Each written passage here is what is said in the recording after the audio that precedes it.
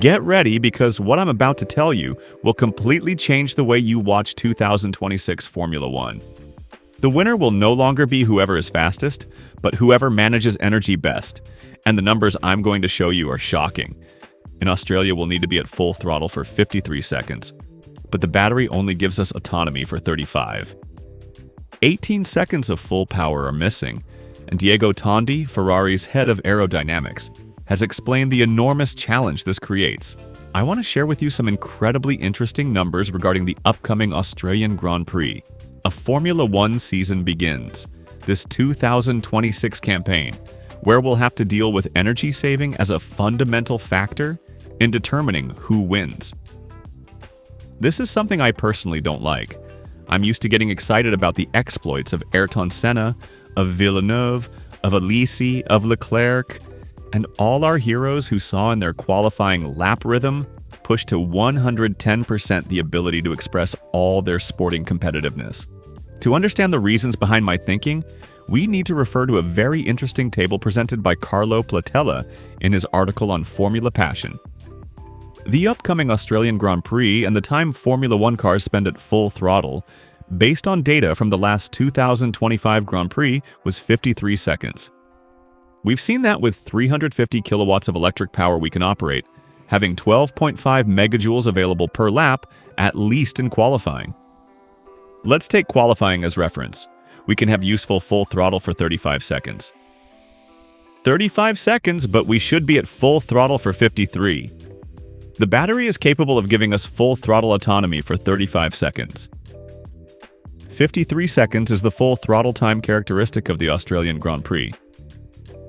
So we'll find ourselves with a full throttle shortfall given by the difference between 53 and 35. How much is that? 18 seconds during which we'll necessarily have to manage the energies we have available. Extracting data also on braking times from Brembo's official figures, we see the Australian circuit uses brakes to provide energy equal to 2.9 megajoules. This is the energy utilized from braking effects on the Melbourne circuit. 2.9 megajoules equals battery recharge for 8.3 seconds. So, of those 35 seconds we have as recovery capacity in our system, equipped with 12.5 megajoule batteries per lap, only 8.3 seconds come from the braking system alone. The remaining difference between 35 seconds and 8.3 seconds from brakes must necessarily come from the thermal engine functioning as an electrical current generator while the car is moving. We realize how of these 53 seconds of full throttle, a large part must be provided by the possibility our thermal unit has to function as an electrical current generator to continuously recharge the batteries. Otherwise, you simply cannot complete the lap. What's the moral of the story? The driver will be forced to manage their battery energy in the best way possible. The winner won't be whoever can lap fastest compared to opponents, but whoever can manage those 12.5 megajoules available per lap in the best possible way will win both the Grand Prix and qualifying. Whoever administers these 12.5 megajoules better will be able to develop the best performance during qualifying and the best performance during the race itself. We'll witness an Australian Grand Prix that will no longer be a Formula One Grand Prix. I'm sorry to say it, but it will be an economy run race. In the 80s, they used to hold these races, do you remember?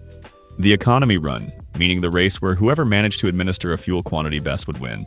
At the time, people talked about the energy crisis, about fuel saving as the main element determining race outcomes. Now we're no longer talking about petrol saving, but about administering megajoules from the battery. The challenge has evolved, but the fundamental principle of efficiency over raw speed remains exactly the same. But energy management is only half the story. Diego Tondi, Ferrari's head of aerodynamics, explained the profound change that has transformed the SF26's aerodynamics. The Maranello Scuderia wanted to explain to its fans the difficulties encountered in building the SF26 under completely new technical regulations.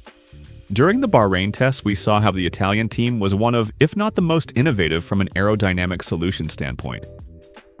The FTM winglet located in front of the exhaust and in the diffuser zone can provide great advantages and moreover cannot be copied by everyone.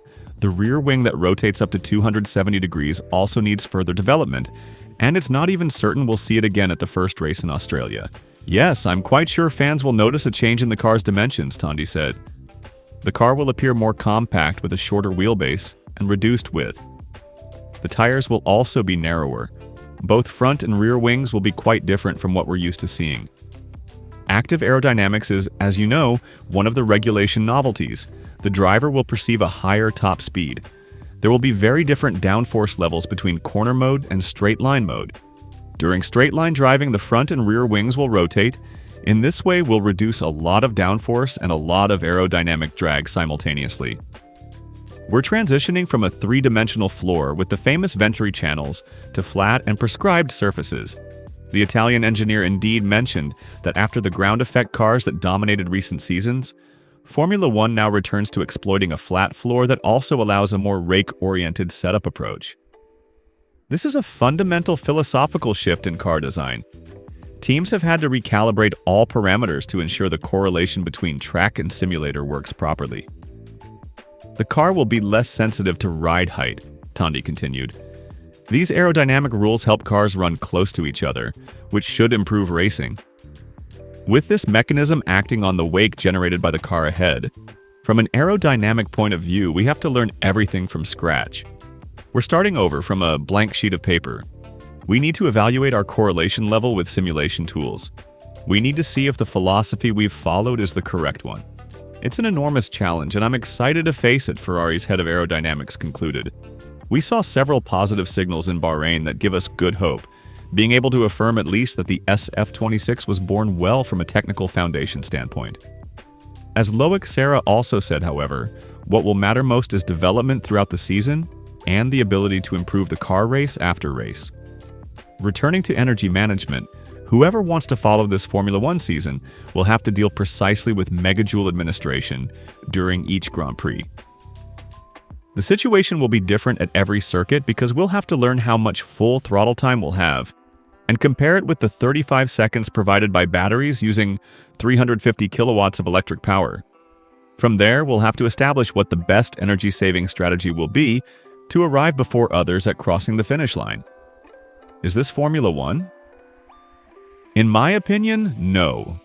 This feels more like an efficiency competition than pure racing, but whether we like it or not, this is the new reality of motorsport. Energy management will decide championships, and the teams that master this challenge first will dominate the 2026 season. Ferrari seems to have understood this better than most.